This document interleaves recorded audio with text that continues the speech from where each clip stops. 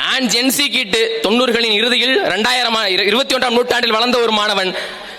நான் சொல்றேன் 2006-8 நான் கேள்விப்பட்ட செய்தி. 2006-8 கருணாநிதி அரசாங்கம் நடந்து கொண்டிருக்கும் போது அந்த கருணாநிதிக்கு வேண்டப்பட்ட செல்லமுத்து என்பவர் தான் டிஎன்பிஎஸ்சியின் தலைவராக இருந்தார். அந்த செல்லமுத்துவின் வீட்டில் சோதனை நடக்கிறது.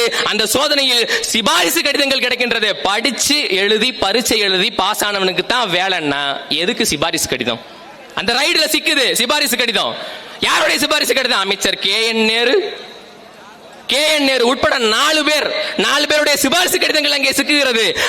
அந்த வழக்கும் நீதிமன்றத்துக்கு வருகிறது. ஆனால் அதை என்ன சொல்லி தப்பித்தார்கள் என்று தெரியுமா? டிஎன்பிஎஸ்சி லஞ்ச ஒழிப்பு துறையினுடைய அதிகார வரம்புக்கு கீழே வரல, அதனால இவர்கள் எங்கள் மீது நடவடிக்கை எடுக்க முடியாது என்ற செல்லமுத்து தரப்பில் நீதிமன்றத்தில் வாதாடி அவர் மீது எடுக்கக்கூடிய நடவடிக்கை தடை பெறப்பட்டது.